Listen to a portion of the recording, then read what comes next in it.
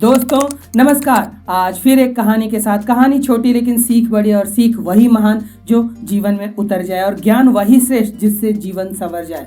ऐसी ही जीवन को संवारने वाली कहानी सुकरात की। सुकरात यूनान के महान दार्शनिक, वे उस समय एक महान दार्शनिक के तौर पे उन्हें जाना जाता था। कई लोग उनसे शिक्षा ग्रहण करने, जीवन को बदलने के लिए नए फलसफे लेने उनके पास जाया करते थे। उनके शिष्यों की संख्या बहुत ही ज्यादा हुआ करती थी। ऐसे ही वे एक दिन एक शिष्य के साथ अपने कक्ष में बैठे थे। जब वे कक्ष में बैठे थे तो उनके सामने एक आईना, दर्पण रखा हुआ था, और वह दर्पण उठाते और अपने आप को देखते। सुकरात के बारे में थोड़ा सा मैं बताना चाहूँगा। वे बहुत ही कुरूप थे, वे दिखने में अच्छे नहीं थे, उनका शरीर बहुत ही बेढंगा था, उनका सर बहुत ही बेडौल साइज का था।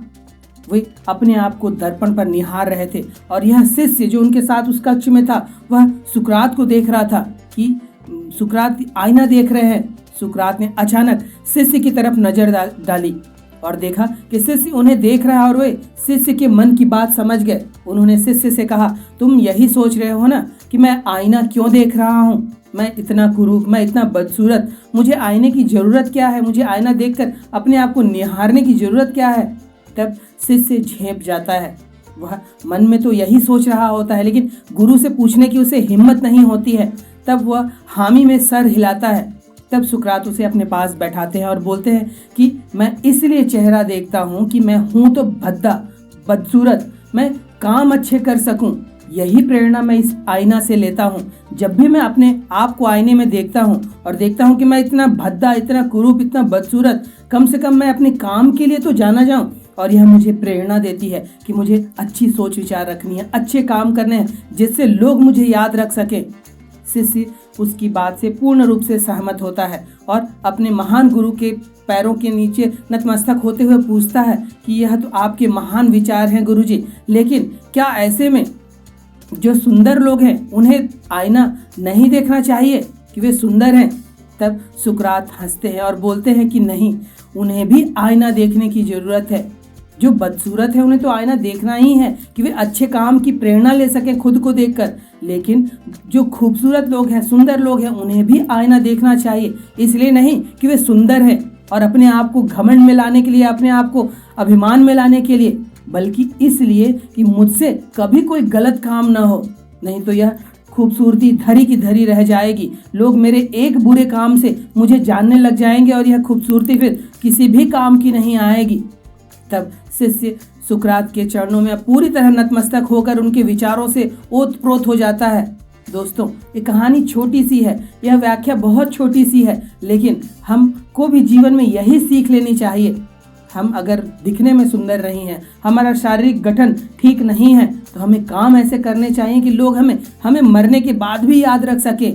ऐसे तमाम लोग हैं जो दिखने में अच्छे नहीं थे, लेकिन उन्होंने काम ऐसे किए, समाज के लिए, देश के लिए, अपने लिए ऐसा योगदान दिया जिससे वे आज तक याद रखे जाते हैं।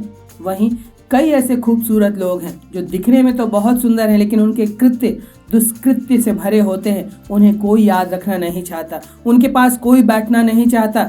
सुंदरता फिर धरी की धरी रह जाती है। तो यह आईना हमें रोज देखने की जरूरत है। अगर आपको ऐसा लगता है कि आप बदसूरत हैं, तब आप वहां से प्रेरणा ले सकते हैं कि मुझे काम ऐसे करने हैं कि मेरी यह बदसूरती छिप जाए, मुझे मेरे काम के, मेरे विचारों के द्वारा जाना जाए। और अगर आप सुंदर हैं तो भी आपको आईना देखने की जरूरत है।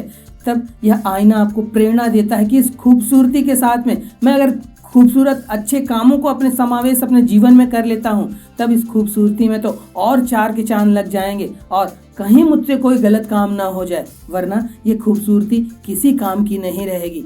तो यह आईना, यह दर्पण केवल आपका प्रतिबिंब ही नहीं दिखाता, यह आप क्या हो वह भी बता सकता है, यह प्रेरणा दे सकता है। और जब भी आईना देखें, अपने आप को यही प्रेरणा दें कि मुझे अब अच्छे काम करने हैं, ऐसे काम करने हैं जिससे लोगों के बीच मुझे जाना जाए।